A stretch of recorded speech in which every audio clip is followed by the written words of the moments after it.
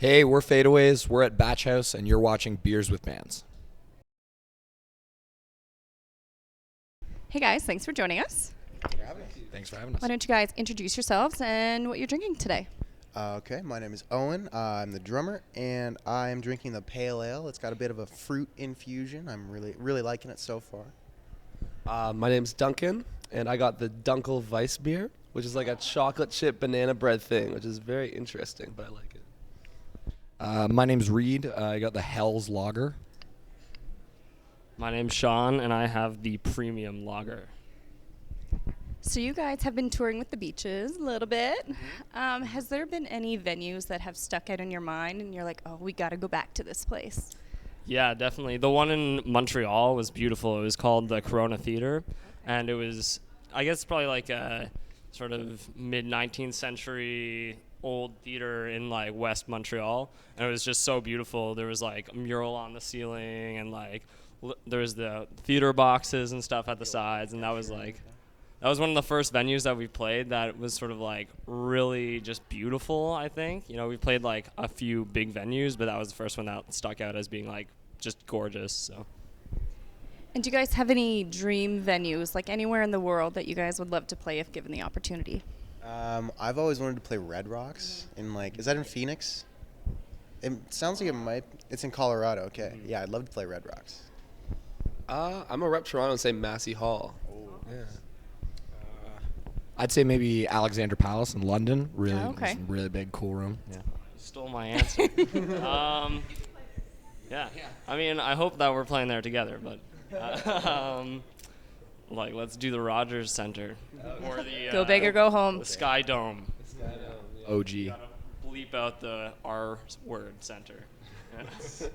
So, and at one of these places that you get to play in the future, if you had your dream rider, what would you throw on there for items? Okay. Well, we like to make sure that people are doing. You've heard the whole like green M&Ms thing, and the reason a lot of bands do that is just to make sure that people are like paying attention to like what we're asking for. So we're gonna go for just a full bowl of green M&Ms, and we like meat and cheese and stuff to make sandwiches, and like a stack of pizza boxes, and yeah. Just the boxes, not the pizza? Yeah. Actually, and in the future, I want a kit in every green room, like a drum kit in every green room that I go in. I was like, I want a kid. Yeah. I know that some venues have like practice rooms sometimes, so if you could keep the kit like out of the green room and maybe in the practice room, that could be cool. Yeah. But yeah, that'd be cool. Yeah, I think like veggies is always a good idea. I'm gonna go and say I'm infamous for losing my voice a lot, so I'm gonna say tea, lots of tea. Yeah, that'd be my top answer. Has nobody said beer yet? Like beers would be pretty good. Some of this beer, maybe. Yeah. Yeah, so maybe an assorted selection of beer. Okay. A nice some options. That'd be cool. And speaking of beer, do you remember the first beer or alcoholic beverage you ever had? Well, you always have like sips of like your mom's or dad's or whatever. So I had some like wine when I was younger, and I think my first beer I was like 15 or something, and it was like my first like house party. So yeah. I only started like fully drinking beer maybe a year and a half ago or so. Like I love beer now, but I think the first beer that I like drank and really enjoyed was a pint of Guinness with these boys, like probably a year and a half ago or something like that. I think my first one was a Corona, maybe like just boring answer, I guess, but fairly standard. Yeah, I have to say, I think my first beer was also when I was like 5 or something, and I was just taking sips of my dad's Corona at our friend's cottage, so classic. And do you remember the first CD that you ever owned? The first CD that I ever got was Billy Talent 1. Yeah. I remember stealing OK Computer from HMV. Does that count? I don't know. Yeah, so OK Computer. Yeah. I think it might have been like a Bruce Springsteen CD or something like that. Something like Born to Run, maybe. I think my first CD was Back in Black that my friend gave me when I was 10. And first concert you ever attended? I think mine was actually the Black Keys. The Black Keys and the Arctic Monkeys were opening. That was at Scotiabank. That was a really good one. I used to go. My dad's a musician, so I used to go on tour with him and like go to a lot of like bebop and like Western swing festivals and stuff. But the first concert that I ever like bought a ticket myself was Muse at the Scotiabank Arena. Not super proud of that one, but let's go with that one. Yeah, yeah.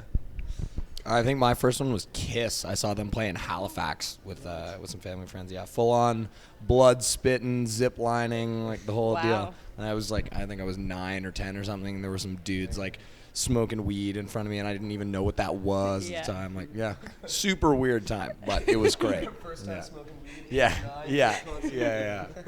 guys, I got secondhand high at a Kiss show when I was a child.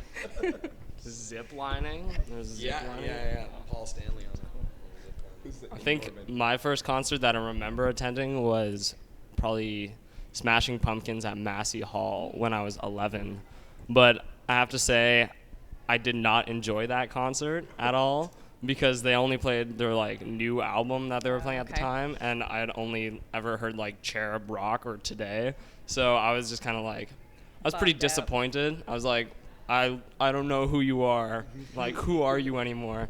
So I was also 11, and I had no idea.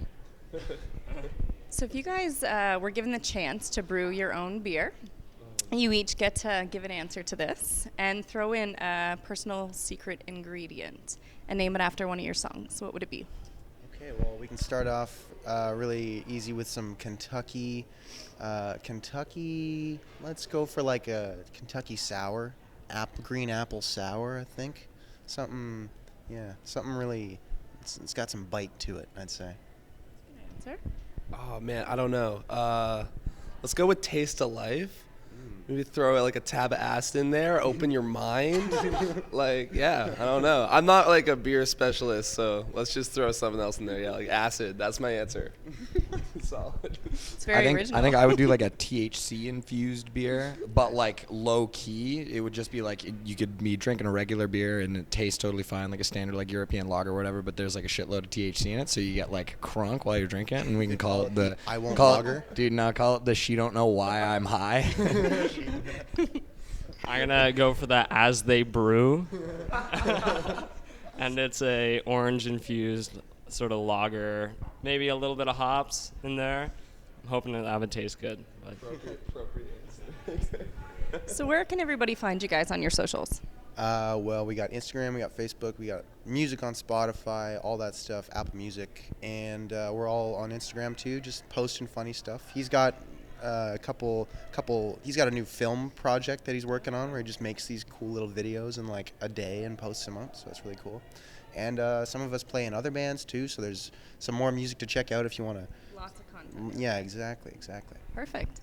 And we're Beers Bands, and you can find us on Instagram and Twitter. Thanks, guys. Cheers. thank you. Cheers. Cheers. A lot of cheers. Cheers. All in.